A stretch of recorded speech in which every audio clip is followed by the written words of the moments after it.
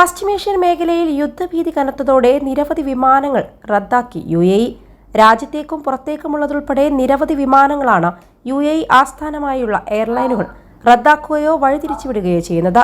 പല വിമാന കമ്പനികളും പശ്ചിമേഷ്യൻ മേഖലകളിലേക്കുള്ള വിമാനങ്ങൾ താൽക്കാലികമായി നിർത്തിവച്ചിരിക്കുകയാണെന്നാണ് റിപ്പോർട്ട്.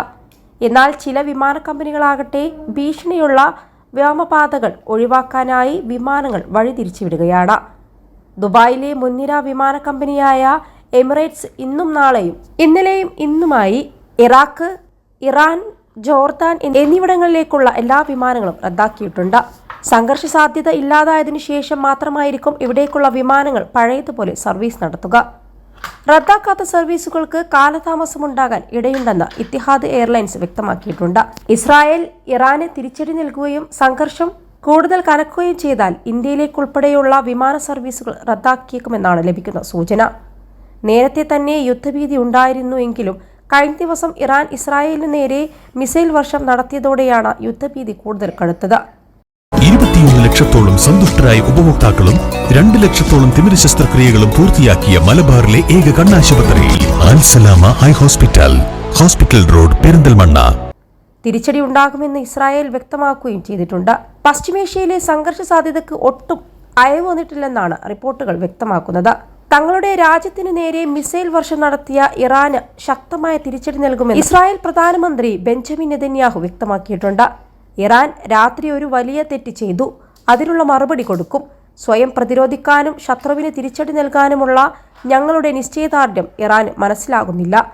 അനന്തരഫലങ്ങൾ ഇറാൻ ഉടൻ തന്നെ അനുഭവിക്കും എന്നാണ് നെതന്യാഹു പറഞ്ഞത്. സംഘർഷം ഒഴിവാക്കാനുള്ള ശ്രമങ്ങൾ വൻ ശക്തികൾ ആരംഭിച്ചിട്ടുണ്ട്. എന്നാൽ വിജയിക്കുമോ എന്ന കാര്യത്തിൽ സംശയമുണ്ട്. ദുബായിലേക്കുള്ള വിമാനത്തിലെ യാത്രക്കാരനാണ് ഞെട്ടിക്കുന്ന ദൃശ്യങ്ങൾ പകർത്തി പുറത്തുവിട്ടതും. മിസൈൽ ആക്രമണത്തിന്റെ തീവ്രത വ്യക്തമാക്കുന്നതായിരുന്നു ആ ദൃശ്യങ്ങളും. 180 ബാലിസ്റ്റിക് മിസൈലുകളാണ് ഇറാൻ ഇസ്രായേലിലേക്ക് വർഷിച്ചതെന്നാണ് റിപ്പോർട്ടുകൾ വ്യക്തമാക്കുന്നത്. ബുധൻ, വ്യാഴം ദിവസങ്ങളിൽ ഇറാഖ്, ഇറാൻ, ജോർദാൻ എന്നിവിടങ്ങളിലേക്കുള്ള വിമാനങ്ങൾ റദ്ദാക്കുന്നതായി എമിറേറ്റ്സ് അറിയിച്ചിട്ടുണ്ട്.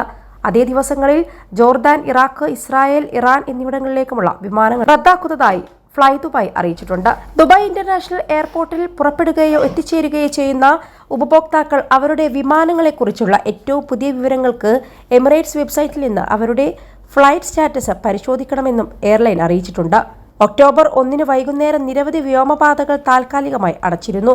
അമ്മാൻ ഇന്റർനാഷണൽ എയർപോർട്ടിലേക്കുള്ള FZ 143 വിമാനവും അങ്കാറ ഇന്റർനാഷണൽ എയർപോർട്ടിലേക്കുള്ള FZ 157 വിമാനവും ദുബായിലേക്ക് മടങ്ങിയതായി ഫ്ലൈ ദുബായ് വക്താവ് സ്ഥിരീകരിച്ചിട്ടുണ്ട്. ഇനിയുള്ള സ്ഥിതിഗതികൾ സൂക്ഷ്മമായി നിരീക്ഷിക്കുകയും അതനുസരിച്ച് ഫ്ലൈറ്റ് ഷെഡ്യൂൾ ഭേദഗതി ചെയ്യുകയും ചെയ്യുന്നതായി എയർലൈൻ അറിയിച്ചിട്ടുണ്ട്.